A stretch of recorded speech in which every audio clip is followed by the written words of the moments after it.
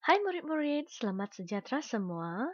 Dalam mata pelajaran Bahasa Melayu tahun 1 kali ini, kita akan masuk di dalam tajuk yang baharu dalam tema 3, pentingkan kebersihan dan kesihatan. Unit 9, kita cergas, tajuknya ialah Nazri boleh. Objektif pembelajaran kita pada kali ini, pada akhir pembelajaran ini nanti, murid dapat bercerita dan menuturkan dialog dengan gaya yang menarik.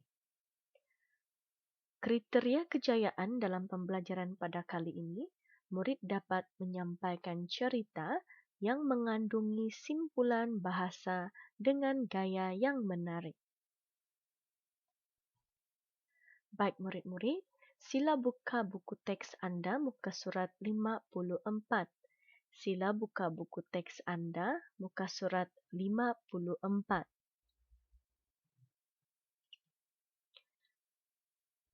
Dalam muka surat ini kita boleh melihat ada gambar dan juga petikan.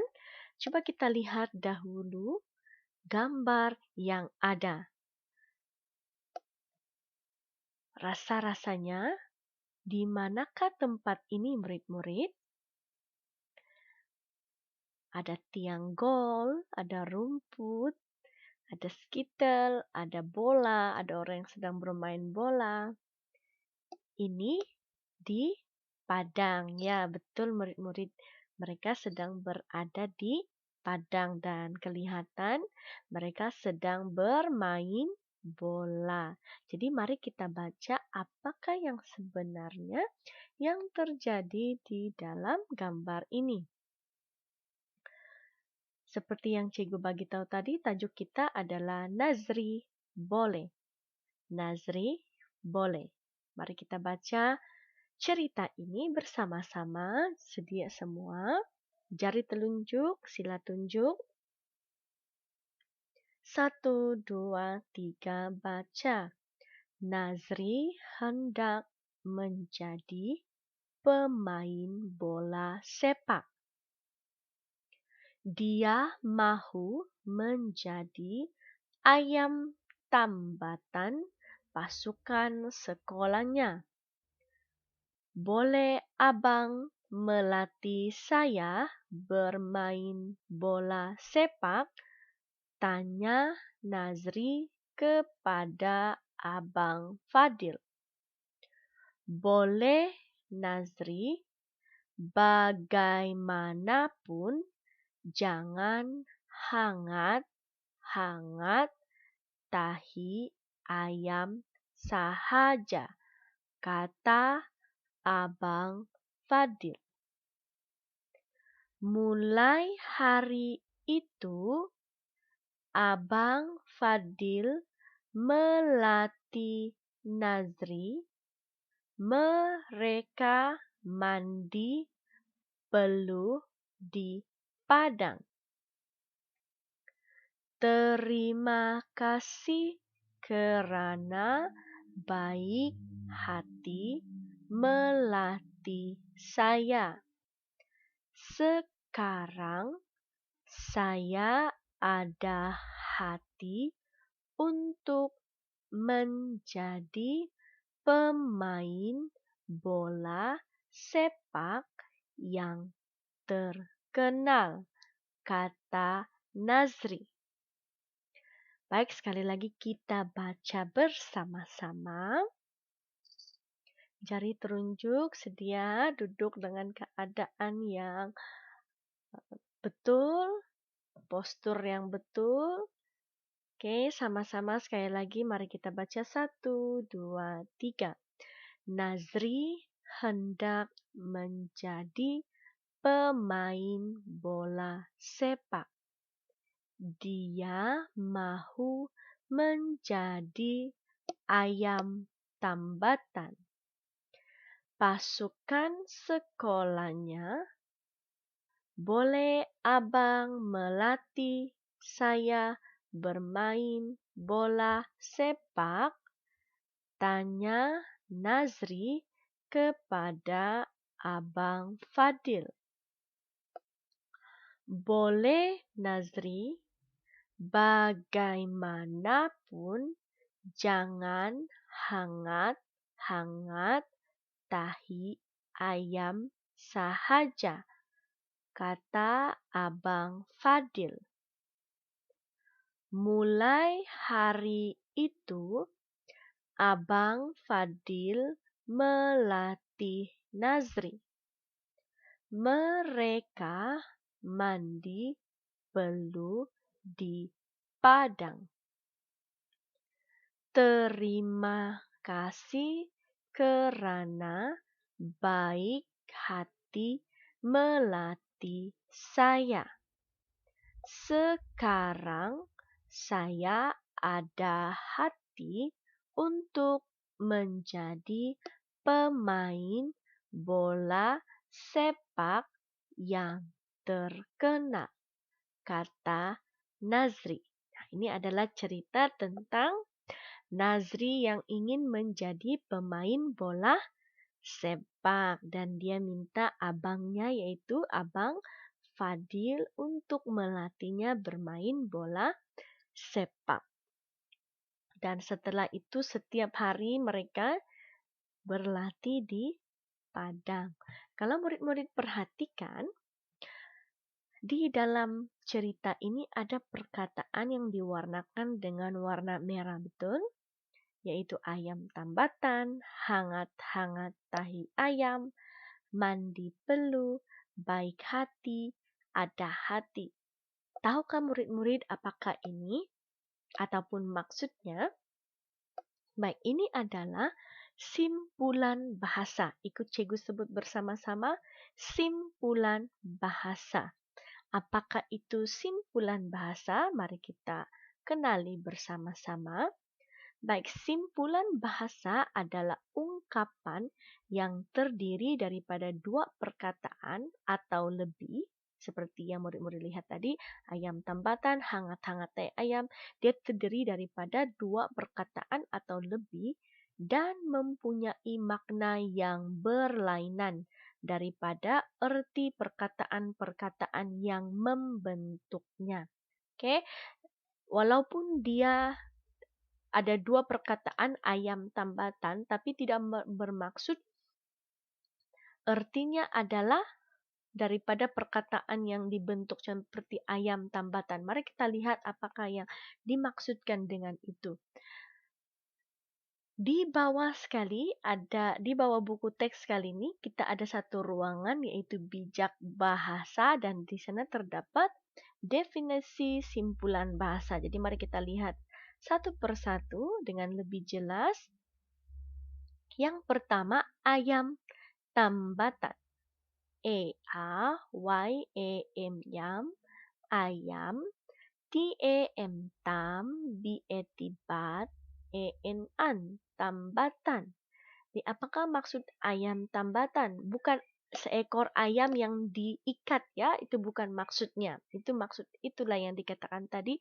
Maksudnya bukan daripada erti perkataan-perkataan ini, dia ada maksud yang lain. Jadi maksudnya adalah orang yang menjadi harapan. Jadi kalau ada orang yang memuji Anda, wow, Anda adalah ayam tambatan sekolah ini. Jangan marah ya, jangan marah. Mereka bukan bermaksud Anda menjadi ayam, tetapi Anda merupakan orang yang menjadi harapan. Itu maknanya simpulan bahasa ayam tambatan. Kita lihat lagi simpulan bahasa yang kedua. Hangat-hangat tahi ayam. H-A-H-N-G-A-T,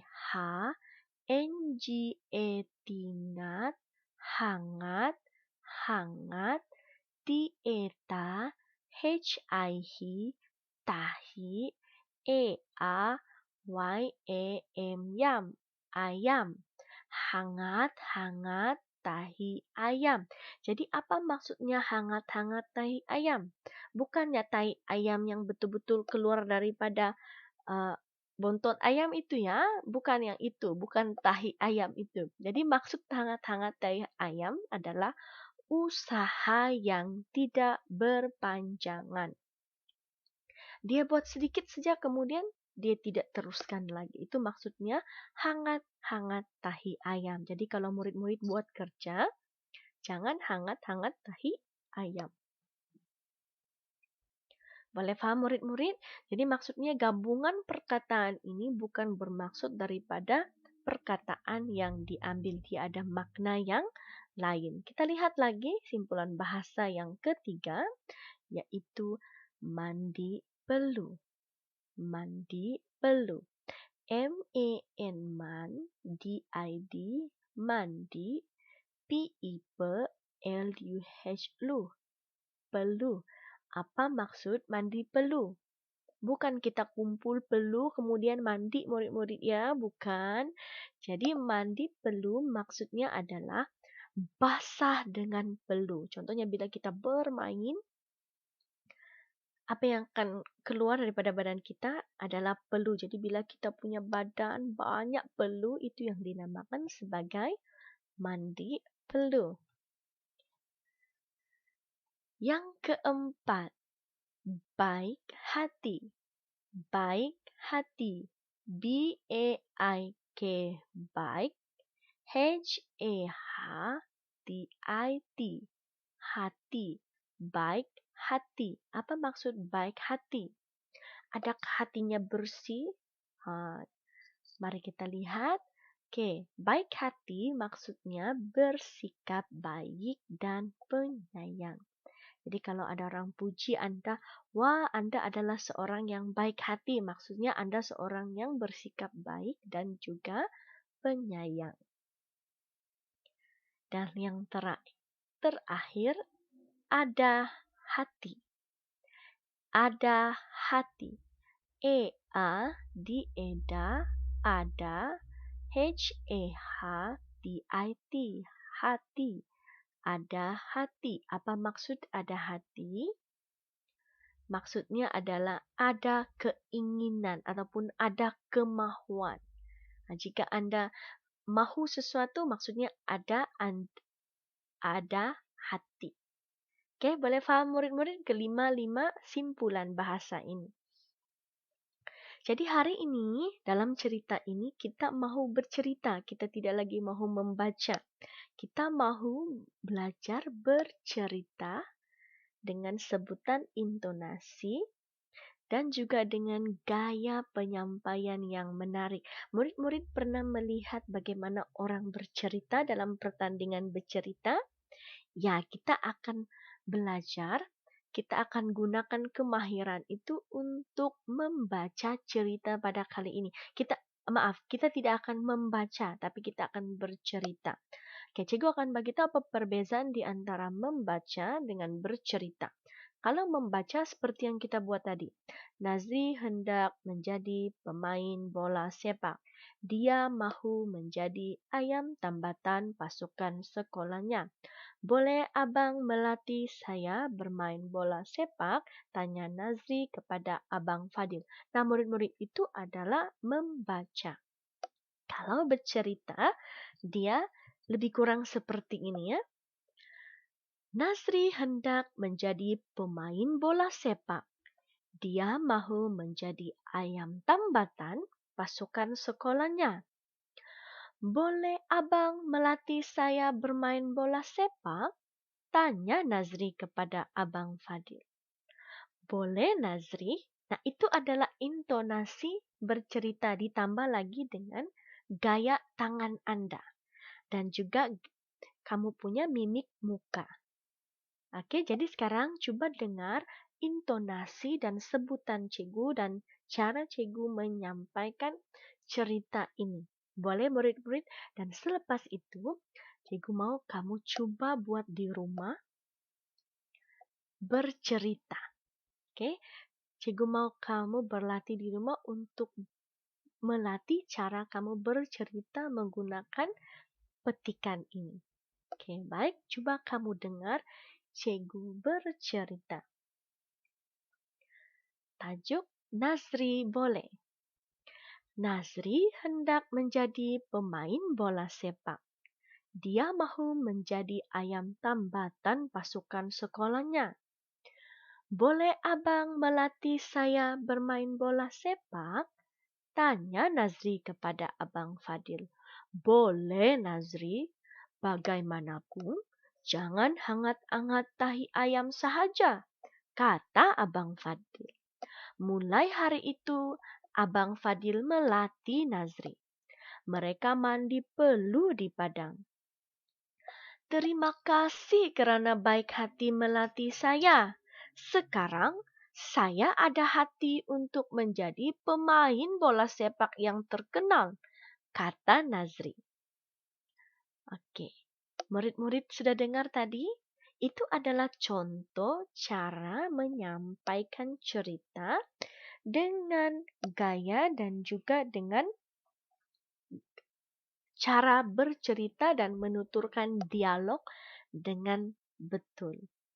Okey, kita tidak membaca sebab biasanya membaca dia punya intonasi, dia punya sebutan lebih mendatar. Jadi kalau bercerita dia ada pelbagai intonasi. Jadi cikgu berharap kamu sudah dengar contoh yang cikgu bagi tadi. Cikgu mau sekarang murid-murid cuba bercerita menggunakan gaya bercerita yang cikgu tunjukkan.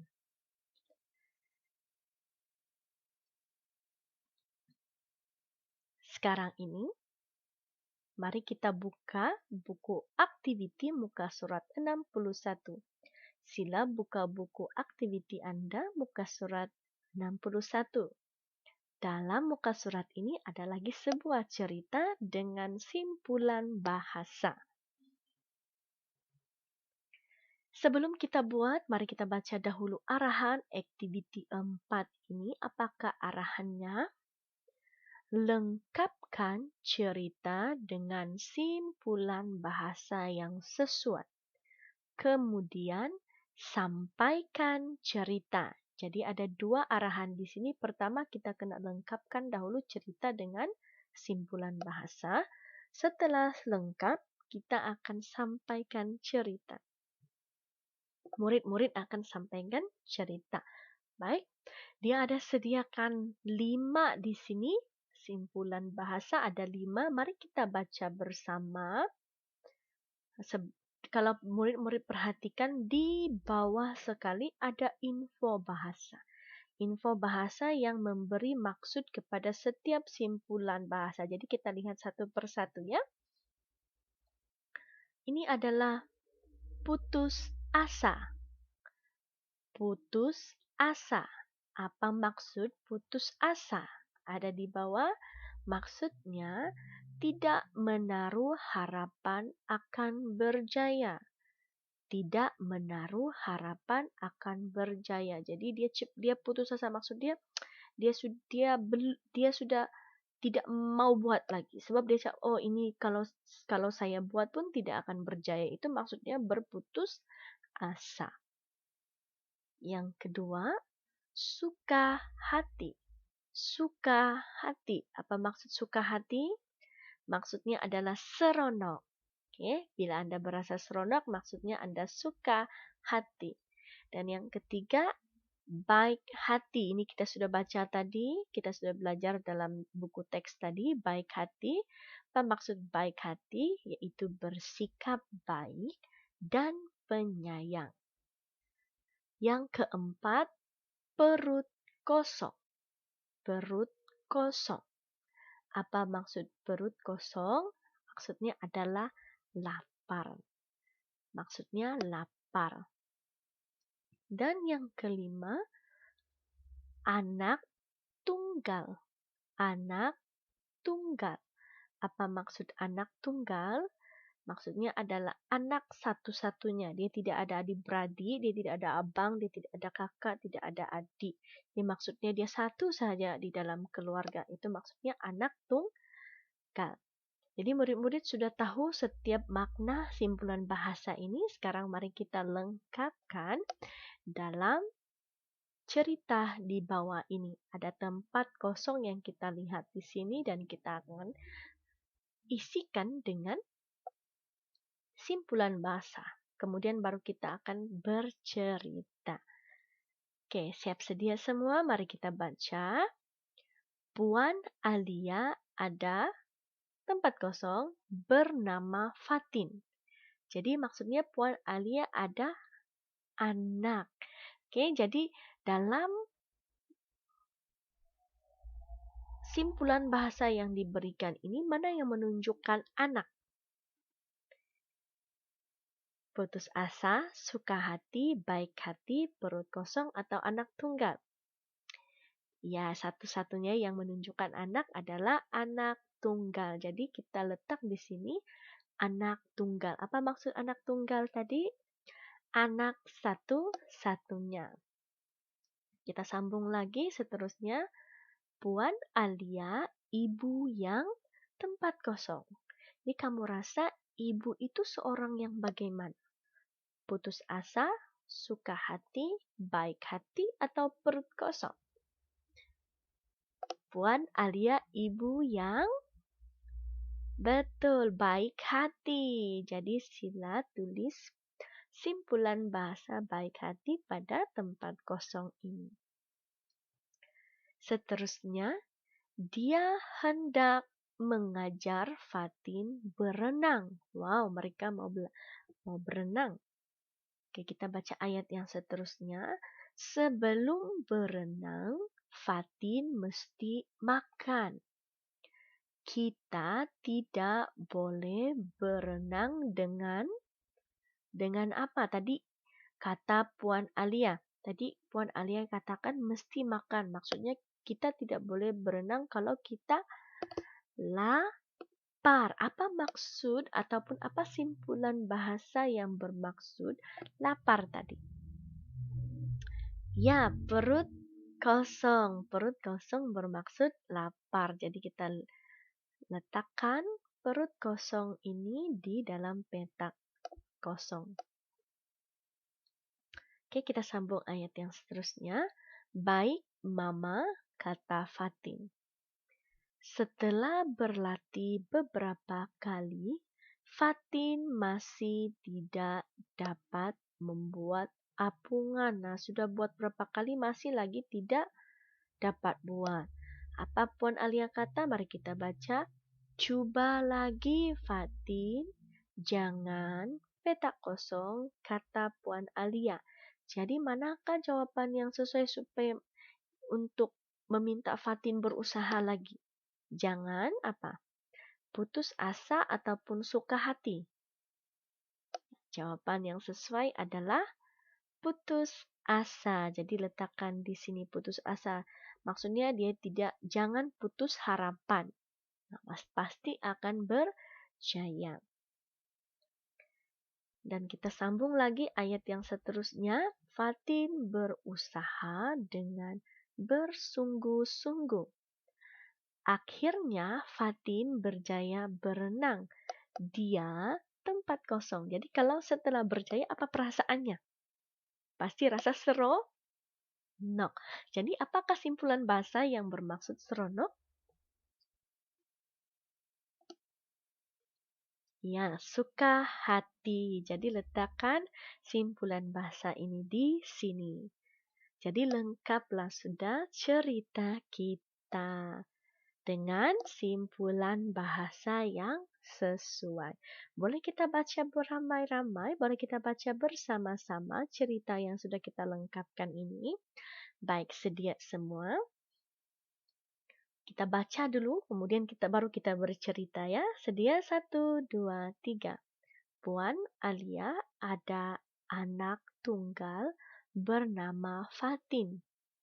Puan Alia, ibu yang baik hati. Dia hendak mengajar Fatin berenang. Sebelum berenang, Fatin mesti makan. Kita tidak boleh berenang dengan perut kosong, kata Puan Alia. Baik, Mama, kata Fatin. Setelah berlatih beberapa kali, Fatin masih tidak dapat membuat apungan air. Coba lagi, Fatin. Jangan putus asa, kata Puan Alia. Fatin berusaha dengan bersungguh-sungguh. Akhirnya, Fatin berjaya berenang. Dia suka hati. Oke, sekarang mari kita coba baca dengan gaya penceritaan. Oke, siap sedia semua? Kamu dengar dahulu cikgu bercerita, setelah itu nanti kamu pula yang bercerita. Dengar murid-murid, sedia? 1, 2, 3. Puan Alia ada anak tunggal bernama Fatin. Puan Alia ibu yang baik hati. Dia hendak mengajar Fatin berenang. Sebelum berenang, Fatin mesti makan. Kita tidak boleh berenang dengan perut kosong, kata Puan Alia. Baik, Mama, kata Fatin. Setelah berlatih beberapa kali, Fatin masih tidak dapat membuat apungan air. Coba lagi, Fatin. Jangan putus asa, kata Puan Alia. Fatin berusaha dengan bersungguh-sungguh. Akhirnya, Fatin berjaya berenang. Dia suka hati. Itu contohnya. Jadi sekarang murid-murid boleh berlatih untuk bercerita-cerita ini. Sebagai tugasan tambahan Anda pada kali ini, setelah Anda siapkan buku aktiviti, pilih antara cerita Nazri boleh ataupun cerita tentang Fatin ini. Pilih salah satu, kemudian rakamkan cara Anda bercerita dengan gaya yang menarik dan hantarkan kepada cikgu. Boleh murid-murid? Cikgu pasti murid-murid semua adalah anak-anak yang hebat, boleh bercerita dengan baik. Sekian saja pembelajaran kita pada kali ini. Jumpa Anda lagi dalam pembelajaran yang akan datang.